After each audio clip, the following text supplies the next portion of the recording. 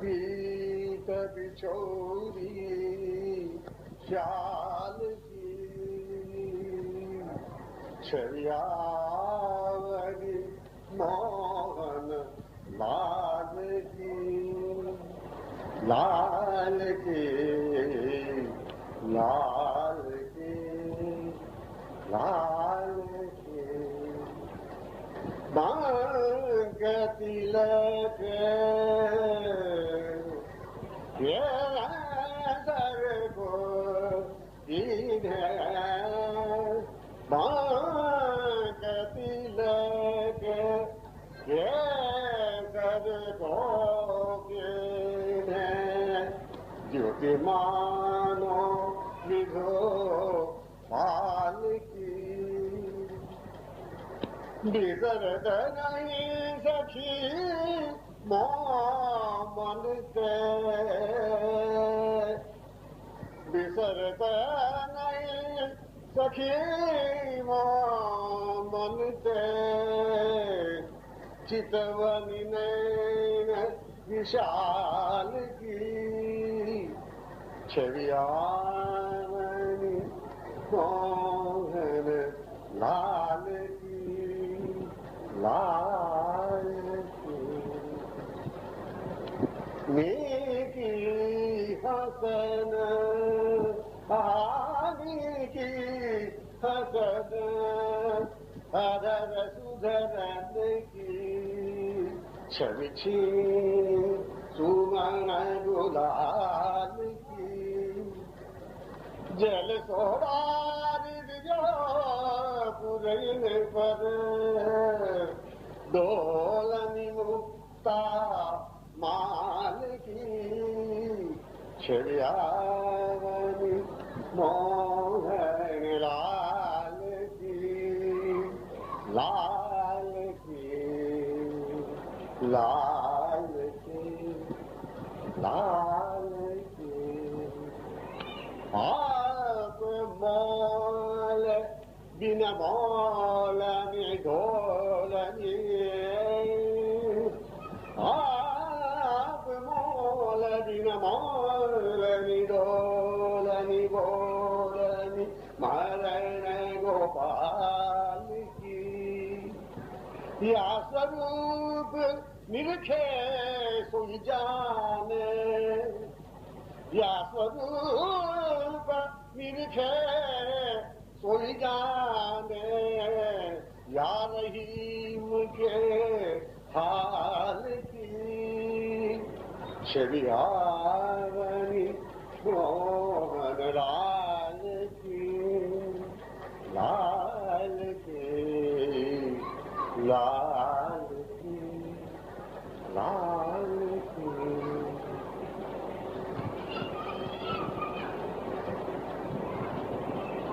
नख से शिक्षक सुंदर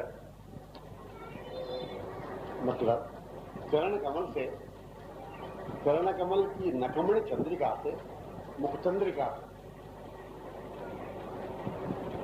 अति सुंदर मधुर श्री कृष्ण वंशी करकमल में लिए हुए आ रहे हैं वृंदावन में यमुना तट में कदम्ब द्रुमावलियों के बीच में से कदम्ब पंक्तियों के बीच में से चले आ रहे हैं उसको अवलोकन करते रही गा रहे हैं तन्मय दशा में। तो ये स्वरूप ऐसा है मधुर और सुंदर अवर्णनीय अकथनीय इसे जो देखें वही जान सकता है मेरी क्या हाल है। या स्वरूप निरखे सुन जाने या रहीम के हाल की इस रहीम की दशा को भी जान सकता है जो देख ले इस स्वरूप को। सार संकेत यह है, उन्हें देख लेना।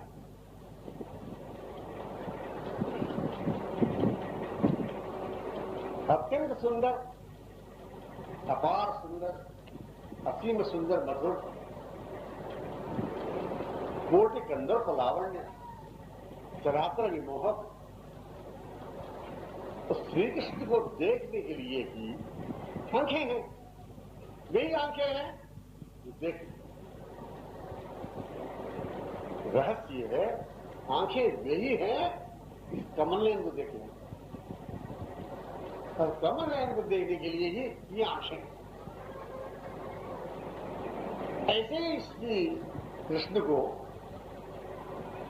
यमुना तट में शीतल मंद सुगंध दिव्य सबीर में देखते हुए एक सखी दूसरी सखी से कह रही है, अक्षण्वतां फलविदं न परं विदाम। हे सखी, आंख वाले का फल यही है, इन्हें देख लेने का। आंखों का फल क्या? इन्हें देखने का। ये जो आ रहे ठुमक चाल से, नूपुर, करधनी, वंशी, स्वर लहरी से गुंजित करते हुए, तीनों स्वरों से प्रतिध्वनित करते हुए यमुना तट में जो आ रहे हैं, बस इन्हें जो देख लिया जिसने, बस वही आंख वाला। आंख वाला वही है जिसने इस सुंदरता को देख लिया। आंखों का फल क्या? यही जो श्री कृष्ण आ रहे हैं। इसी को रहीम ने अपनी उस भाषा में, अपनी भाषा में व्यक्त किया। इस दशा को वही जान सकता जो देख लेता हो। फिर कहा, वो एक बार आंखों में आने पर आंखों में किसी के लिए स्थान नहीं रहे। एक बार वो कमल ने इन आंखों पे आ जा, इन आंखों में बस जा, इन आंखों में समा जा, इन आंखों में अलंकृत हो जा, इन आंखों में मंडित हो जा, तो और किसी के लिए स्थान नहीं रहेगा। प्रीतम छवि नैन बसी, प्रीतम छवि नैन बसी, पर छवि कहाँ समान। प्रीतम छवि नैन बसी, पर छवि कहाँ समान। धरी सराय रही मलखी, आप पथिक फिर जाए। कृष्ण की छवि आंखों में बसने पर और किसी के लिए स्थान नहीं रहा। जब धर्मशाला भरी हुई देखकर याद के अपने आप तरक गया, अब यह जगह नहीं भाई, तो आंखों में वो बस जाए और किसी के लिए ठौर नहीं। आंखों में वो बस जाए, ये आंखों का फल। आंखों में वो समा जाए, यही आंखों की सफलता, सार्थकता। यही सब संतों का पसंद का सार है।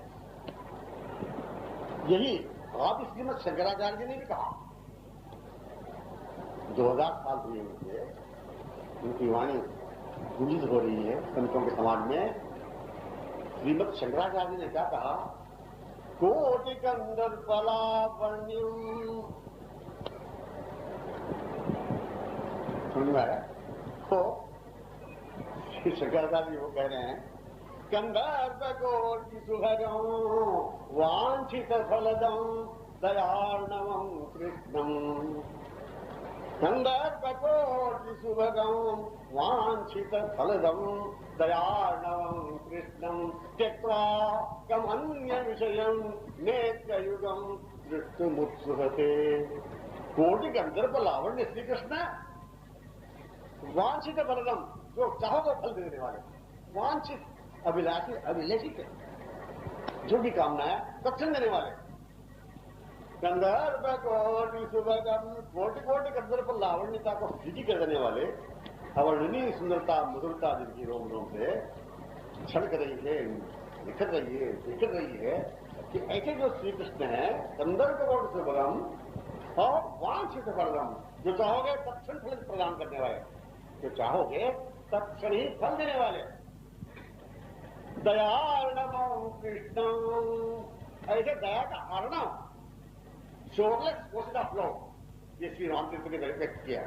सीधे इंग्लिश में श्री रामतीर्थ ने यही व्यक्त किया, shoreless portion of love, shoreless portion of mercy, shoreless portion of duty, impairable, unacceptable, undeferrable, undescribable duty, mercy, ये जो श्री रामतीर्थ ने व्यक्त किया है, गंधर्वकोटि सुगम वांछित फलदं दयार्णवं कृष्णं, दया का ऐसे अर्णव अपार सागर दया का उस श्री कृष्ण को त्यक्वा, उनको त्याग कर सामान्य विषय नेत्र एवं दृष्टि होते, ऐसा कौन सी चीजें आंखें देखने जा रही हैं? ये विलक्षण वाक्य है, पुष्पित वाणी है श्रीमद शंकराचार्य जी के मुख से निसृत। ऐसे श्री कृष्ण को त्याग कर, ऐसे कृष्ण सौंदर्य को छोड़कर आंखें किसको देखना चाह रही है?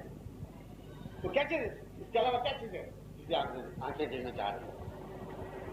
आंखों के लिए, आंखों का फल श्री कृष्ण, आंखों की सार्थकता श्री कृष्ण, आंखों की बातें सभी संतों ने व्यक्त किया। इन आंखियों न भूषण गिरधारी, कुंभदास ने कहा इन आंखियों न भूषण गिरधारी, गिरधारी आंखों का भूषण है। इसलिए संकीर्तन, सत्संग चला, परंपरा चला, सत्संग संकीर्तन परंपरा से चला आ रहा है। कि परंपरा से जो सत्संग चला आ रहा है, संकीर्तन चला आ रहा है, वो इसी का संकीर्तन है। आंखें सफल हो हमारी, जिन्हें हम सुनते हैं श्री कृष्ण का सौंदर्य माधुर्य ऐसा है वैसा है, कारण से हम जिसकी सुंदरता को, जिसकी मधुरता को, जिसकी कमनीयता को हम रचना से व्यक्त कर रहे हैं, हम रचना से व्यक्त कर रहे हैं, आप लोग सुन रहे हैं, परंतु तो आंखें उसमें अभिन्न हो जाए, आंखें उसमें एक हो जाए। जिसको हम सुना रहे हैं, जिसको आप लोग सुन रहे हैं, आंखें लग जाए उसमें, तो ये लोग नहीं है, ये मूर्तिमान है, ये श्री कृष्ण शब्द नहीं, कृष्ण ही है, श्री कृष्ण का वर्णन नहीं, चित्रण ही है। आपकी समीपता नहीं है, श्री कृष्ण की समीपता है। आपके सत्संग जो दे रहे हैं सत्संग नहीं, उनका अन्य संग है। जैसा कैसा हो सकता है? मन प्रदान होने तक, मन को देने से ही सर्वेंद्रियों की पूर्ति है। मन ध्यान दे दिया, सर्वेंद्रियों को कहना नहीं पड़ेगा चलो ऊपर। राजा जब चला आठ से अपना, तो दासियां अपने आप चली, राजा ने हुक्म नहीं दिया दासियां चलो, मन वही चला, सर्वेंद्रियां जो दासियां हैं चली। मन मुग्ध हुआ श्री कृष्ण की ओर, आंखें देखने लगी, काम बन गया। आंखें तब देखेगी जब मन साफ हो जाए सत्संग में। इसी सत्संग को दीर्घकाल तक सुनते जाओ ऐसे संतों ने नहीं कहा, जीवन भर सुनते जाओ ऐसे नहीं कहा, सर्वदा सुनते जाओ इस सत्संग को ऐसे नहीं कहा। लव सत्संग के लिए कहा, थोड़ा क्यों? थोड़ा समय है, अल्प आयु है,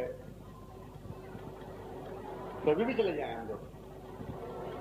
अभी पर्सनल समय मिले वो जैन साहब पड़ोस में रात 3 बजे के चले गए, रोज मिलते थे, कविता दे गए मेरे को।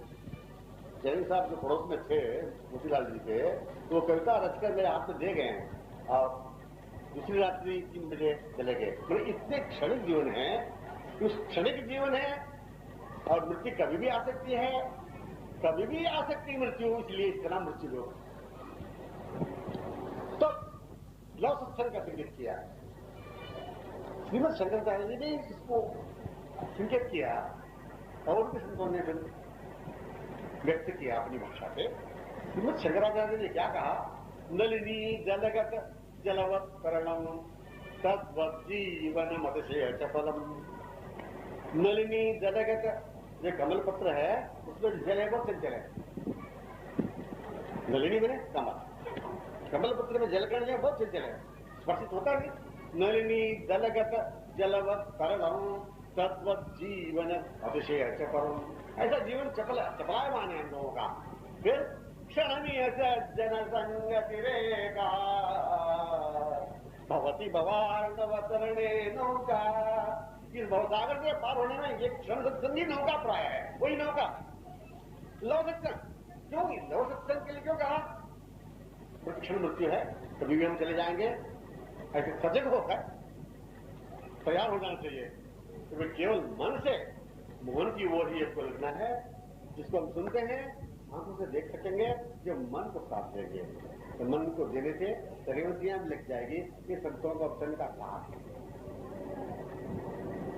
संतों के वचनों का साथ, संतों के अनुभूत पुष्पित वाणी का साथ, यही इसी को सुन करके श्री परीक्षित ने सार्वभौम परीक्षित के वो परम भागवत परीक्षित कहलाए गंगा तट में आकर के उन्होंने श्री सुखदेव से यही कहा, नैषा विदुस्तः क्षुन्मां त्यक्तोर्विवादते श्रुत्वा तन्मुखाम्भोजं श्रुत्वा तन्मुखाम्भोजं अच्युत हरिकथामृतम्।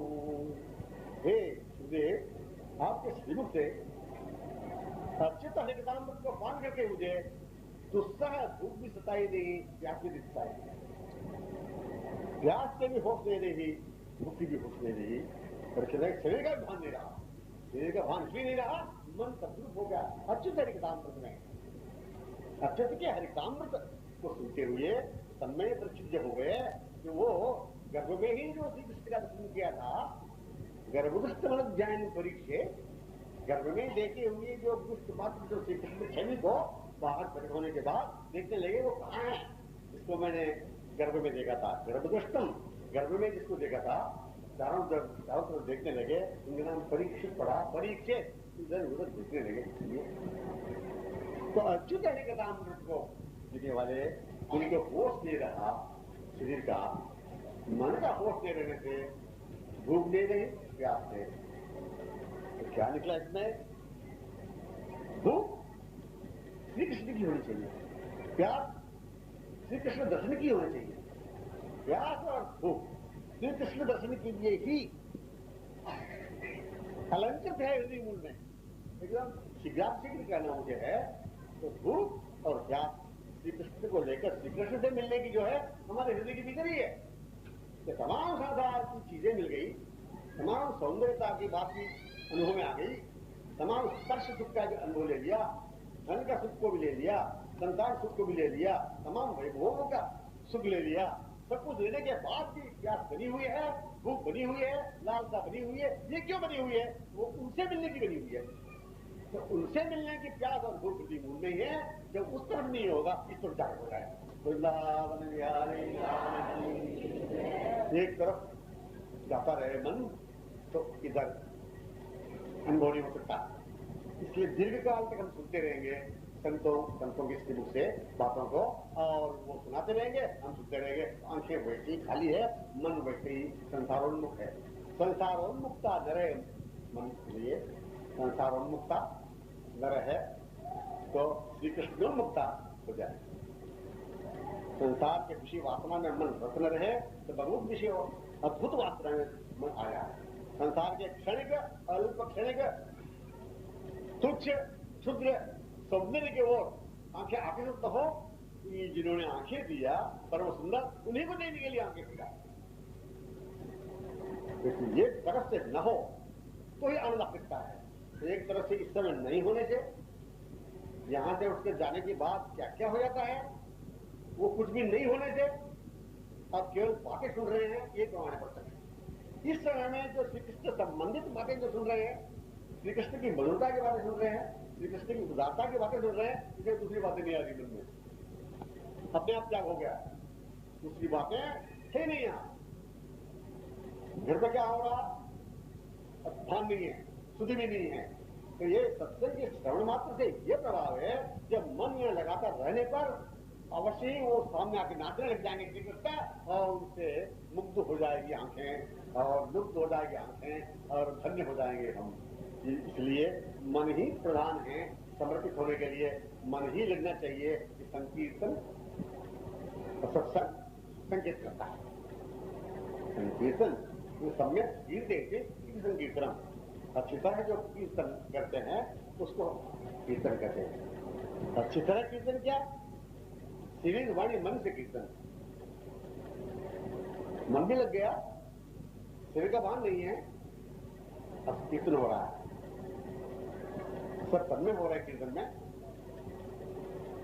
उसके कानों में नूपुर शब्द सुनने में आया।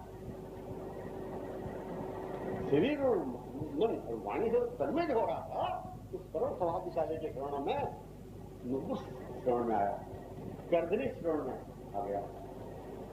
कर्दनी नूपुर सुसम्मिलित विशिष्ट से लहरी कानों में प्रविष्ट हो गई और अद्भुत सुगंध जो केसर कस्तूरी कुमकुम का नासिका में प्रवेश होने लगी और आंखें जो कीर्तन करता था बंद करके वो आंखें खुल गई, इसलिए नील छवि से अलौकिक वो हो गया।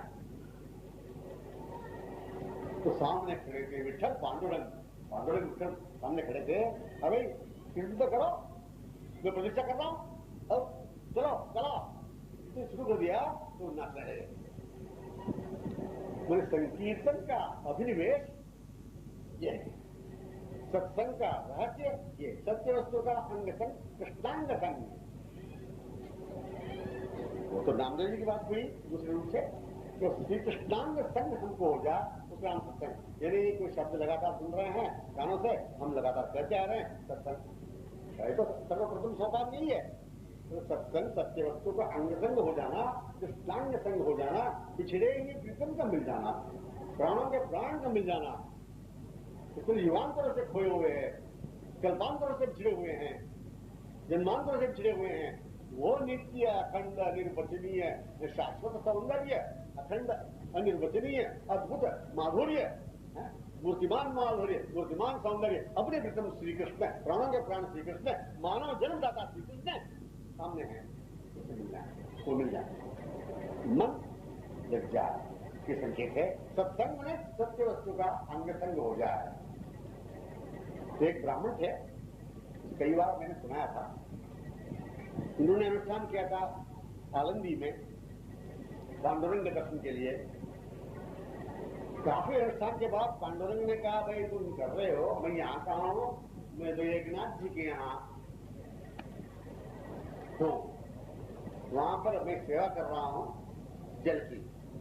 कावड़ी जल भर के, दोनों तरफ से जल भर के एक कावड़ी जो होगी, दोनों तरफ जल भर के मैं गोदावरी से जल जाता हूँ, घर पहुंचाया करता हूँ, मैं उनको सत्संग का आनंद दे रहा हूँ एक नाथ जी का। ओहो, उनकी तो ऐसा भाव जागृत हुआ, भाग्यवान एक नाथ जी का। वो गोदावरी तट में मिल गए जल भरते हुए, उनको साष्टांग लगाया, वो मैंने स्थान लिया, आपने संदेश दिया था, मैं आ गया आपको पास। उन्होंने कहा, ये ब्राह्मण तुम एक नाथ जी बात तो कहना नहीं, मैं पांडुरंग था, मैं पांडुरंग था, एक नाथ जी नहीं कहना, ले जाओ कावड़ी, तुम ले जाओ, मैं जा रहा हूं। कावड़ी उसको दे दिया, वो लेके घर पहुंचे। वो सवेरे शाम तक प्रतीक्षा करते रहे एक नाथ जी, वो आया क्यों नहीं? उनमें ऐसा आकर्षण था, वो लुप्त हो गए थे, उनके एक एक क्षण विगत प्रतीत होता था कि वो अभी आया क्यों नहीं है। जब लेकर उस जगह पर एक ब्राह्मण गया, ब्राह्मण ने कहा, वो तुम कैसे आया, तुम कौन हो? मैं क्या कहूं, मैं तो उनके अनुष्ठान में रत था, तो मुझे पांडुरंग ने आदेश दिया, मैं एक नाथ जी के पास जल कर रहा हूं, तुम वहां आ जाओ तो मैं दर्शन दूंगा। मुझे वो गोदावरी तट में मिल गए, मैं जल ले आया हूं, वो अदृश्य हो गए। इस बात को सुनकर बेहोश हो गए, एक नाथ जी बेहोश हो गए, बेहोश काफी देर तक हो गए, आधी रात की। फिर उन्होंने जगाया, पांडुरंग ने एक नाथ जी को जगाया प्यार से, उठे वो, ओ आपने मुझे बुला दिया, आप 12 वर्ष तक जल भरते थे मेरे यहां, ऐसे व्याकुल होने लगे। तो पांडुरंग कहते हैं, तुमको इसलिए बुलाया, नहीं बुलाता तो तुम्हारा सत्संग में कैसे लेता? तुम्हारा सत्संग के आनंद लेने के लिए तुमको मैंने बुला रखा था। मतलब वो सत्संग के आस्वादन के लिए वो लालायित होते हैं, जब सत्संग होता है वहां उपस्थित है, इसका प्रत्यक्ष प्रमाण। यदि मन रह जाए इन बातों में, यदि मन नरे संसारोन्मुख, यदि मन प्राकृतिक शब्द स्पर्श रूप रस सुगंध रूपी प्रपंच में मन न रहे, तो यहाँ उपस्थित श्री हरि दर्शन हो जाए। तो धक्के की चोट कहता है, कहते हैं कीर्तन जहां होता है मैं वहां हूं। स्वयं श्री मुझसे कहा नाम वसामि वैकुंठे योगिनाम मृदेन चा मद्भक्ताः यत्र गायन्ति तत्र तिष्ठामि नारद। हे भो देवर्षि नारद, मैं जहां कीर्तन करते हैं भक्त मंडली, मैं वहां खड़ा रहता हूं, न वैकुंठ में न योगियों के हृदय में। मद्भक्ताः यत्र गायन्ति तत्र तिष्ठामि नारद। इसी बात को उद्धव भी कहा न रोदीति माम योगो न सांख्यम धर्म उद्धव न स्वाध्याय तप त्यागो न इष्टापूर्ति न दक्षिणा व्रतानि यज्ञ छंदांसी तीर्थानि नियमायमाः यथा वरुंदे सत्संगा सर्वसंगा वो इमाम। जैसे मैं इन साधनों से प्राप्ति नहीं हूं, ये जो है योग सांख्य स्वाध्याय तप तीर्थ देव यम व्रत यज्ञ, इनमें से कहीं तो मैं वशीभूत नहीं होता इस कलयुग में। थोड़े से जीवन में मनुष्य प्रदक्षिण विघ्न में रहता है, प्रदक्षिण विघ्न में रहता है। अधिक दोष नदी कलयुग में सत्संग से शुरू हो। ये स्वयं श्री कृष्ण ने परम स्वरूप परम सखा उद्धव से कहा, अपने श्रीमुख से श्री कृष्ण ने उद्धव से कहा, अपने श्रीमुख से नारद से कहा। इससे बढ़कर और क्या चाहिए? जहां सत्संग वहां कृष्ण, क्या संकीर्तन वहां कृष्ण। उस कृष्ण के अनुभव करने के लिए ही हम लगातार संकीर्तन पे जोर दे रहे हैं और लगातार संकीर्तन करते रहते हैं। और श्री कृष्ण की समीपता का अनुभव करने के लिए सत्संग सुनाया करते हैं। उस समीपता का अनुभव हो जाए, समीपता का अनुभव होने के लिए मन समीप हो जाए। दुनिया मन की समीपता सत्संग, मन की समीपता संकीर्तन। अब इस समय न संसार है, न सांसारिक सुख है, न सांसारिक वैभव है, न सांसारिक लेन देन है। तमाम नश्वर क्षणिक भयंकर तुच्छ संसार नाम की कोई चीजें नहीं है, वह इन्हीं केवल चर्चा हो रही है। यही चीज है। चीज कहने के लिए यही चीज है और कोई चीज कोई समीप में नहीं।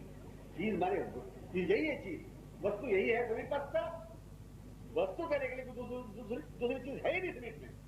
जैसे रूप गोस्वामी ने भी कहा वस्तु अस्थि समीप वही है और वस्तु कहने के लिए दूसरी चीज ही नहीं है। तो मन समीप हो जाए तो सर्वज्ञ देवों की समीपता है।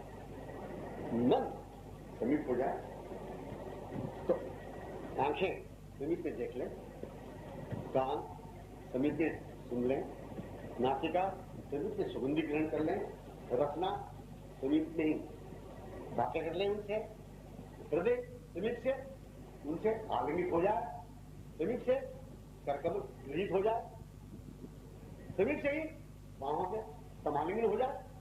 इसलिए मन समीप हो जाए, इसका मतलब मन समीप होगा ही, ऐसे बनाया। मन समीप में होने के लिए ही है। और यहां तक उनकी बातें और इंद्रिया नाम मन चाहते, इंद्रियों में मैं ही मन हूं। लोग इससे बढ़कर और क्या उदाहरण चाहिए?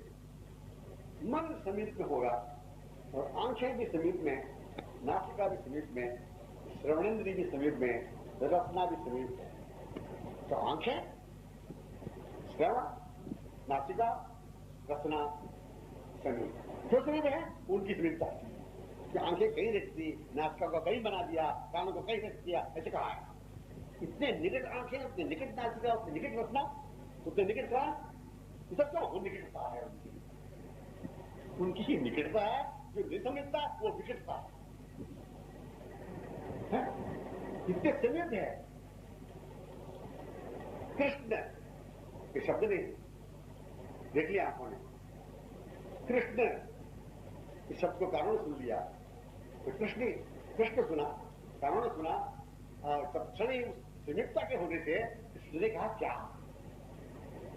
तो रचना उनसे बोलने लगी, ओ ऐसा अलग बिलाप मुझे प्राप्त हो गया, आज आप दिख रहे, अरे भाई मैं कब से खड़ा हूं, अभी अलग बिलाप की बातें कर रहे हो, मैं कब से खड़ा हूं तुम्हारे आंखों में होने के लिए, तुम्हारे आंखों में मंडित होने के लिए, तुम्हारे मन में विलसित होने के लिए, तुम्हारे हृदय से आलिंगित होने के लिए, तुम्हारे बाहों से आलिंगित करने के लिए, तुम्हारे करकमल को ग्रहण करने के लिए, तुमको लेकर निकुंज की ओर जाने के लिए, जिला से जाने के लिए मैं कब से खड़ा था। तुमने अब मन दिया समीप, तुम समीप हुए, तुमने देखा। इसी को कहा कबीर जी ने, घूंघट का पट खोलो रे तो पी मिलेंगे। तो घूंघट का पट तो खोलो तो पी मिलेंगे। घूंघट आवरण दूर हुआ, दूर शब्द आवरण दूर हुआ, संसार शब्द का आवरण दूर हुआ, श्री कृष्ण को छोड़ने के बाद, श्री राम को छोड़ने के बाद, श्री शिव को छोड़ने के बाद, परम इष्ट को छोड़ने के बाद सब आवरण है। तो आवरण हट जाए तो कोई पीर मिलेंगे। घूमने के साथ पट खो कोई पीर मिलेंगे। पट खोलने के बाद पीर मिलेंगे क्योंकि पहले से खड़े हैं, जो पहले से खड़े हैं, जो पहले से उपस्थित है। उस श्री कृष्ण पहले से उपस्थित श्री कृष्ण को हमने बाप देखा, हमारी आंखें खुल गई तो आंखें लड़ गई उन आंखों से। मैंने लड़ गए मतलब आंखें दुनिया की ओर नहीं थी, जो आंखें दुनिया की सौंदर्यता की ओर आंखें नहीं हुई, जो आंखें जिन्होंने बनाया उनकी ओर आंखें हो गई। उनकी आंखें होने में क्या बात है, उन्होंने आंखों की रचना करते करते आंखों के मुंह में चुपचाप बचे हुए हैं। इन आंखों को बनाते बनाते वो चुपचाप मुंह में बचे हुए हैं, तभी तो आंखें देख सकती है।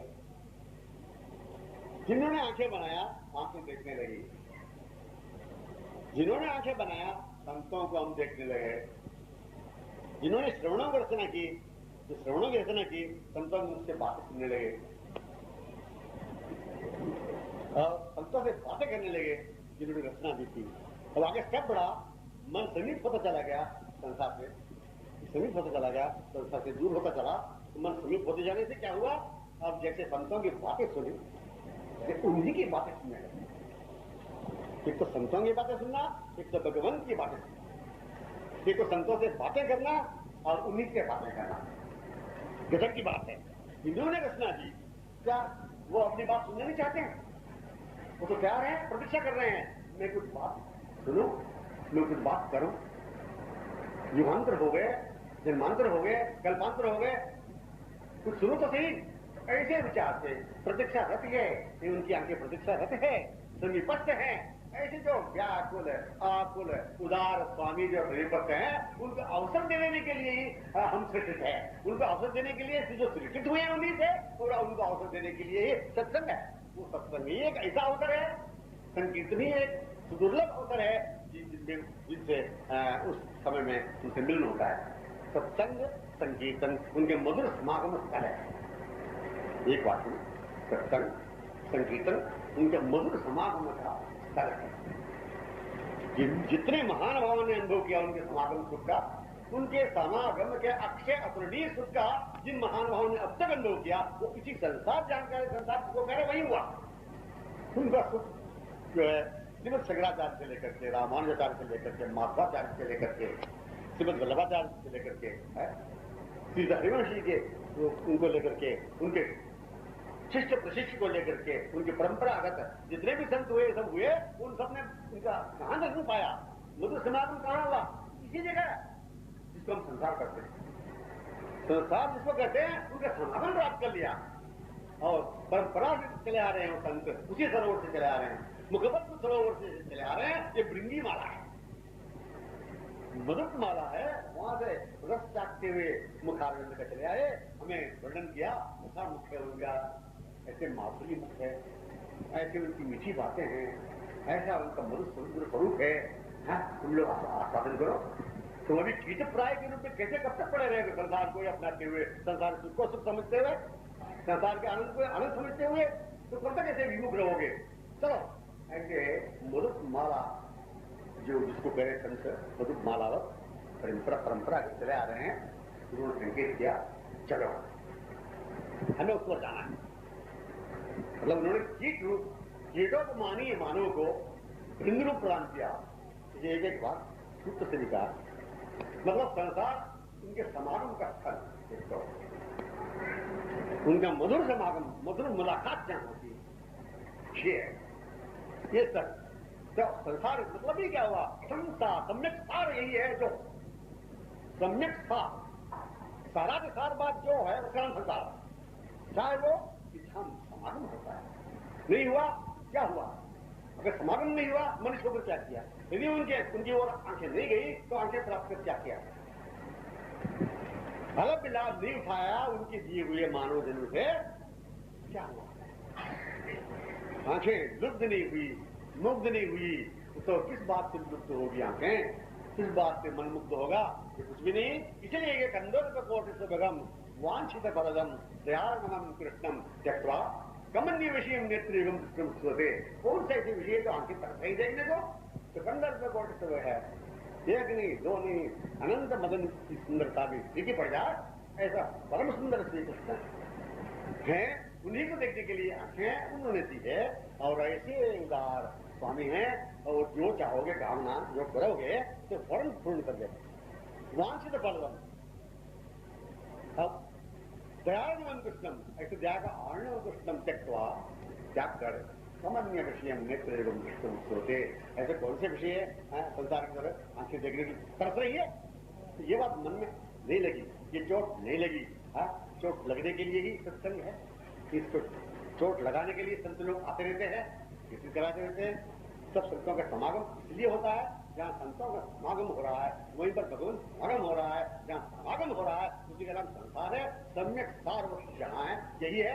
इन्हीं को प्राप्त करने के लिए सुदुर्लभ अलभ्य जन्म हमने प्राप्त किया, तब दुर्लभ अलभ्य जन्म उन्होंने प्रदान किया। करुणामय ने इस जीवन को दिया, तो करुणामय की ओर जाना ही परम आवश्यकता है। करुणामय ने इस मनुष्य मानव शरीर को प्रदान किया, तो उन्हीं की परम आवश्यकता हो जाती है। करुणा अकारण करुणा से जन्म दिया, कुछ भी कारण नहीं मनुष्य जन्म प्राप्त करने के लिए। क्यों? कि पशु है, पक्षी है, कीट है, पतंग है, शुकर है आदि भयंकर भोग योनियों में भटकने वाले हम लोग कर क्या सकते थे मनुष्य जन्म पाने के लिए? इसलिए अकारण शब्द आया। हम देख ही रहे हैं भोग योनि को, शुक्र आदियों को देख ही रहे हैं, पशु पक्षी कीट पतंग आदियों को देख रहे हैं, वो क्या कर सकते हैं?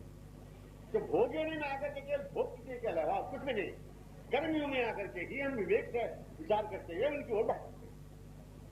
तो कर्मियों ने उन्होंने इसलिए दिया कि बहुत देखा, अरे बहुत भटकते भटकते बहुत जन्म व्यतीत हो गए, कि मेरे सुख को लिया नहीं, मेरे मिलन आनंद में नहीं आया, ये मेरे लीला विलास में ये नहीं आया, मेरे समास्वादन नहीं किया, मेरे समास्वादन का सुख नहीं लिया, इसलिए उन्होंने मुझे सेव दिया।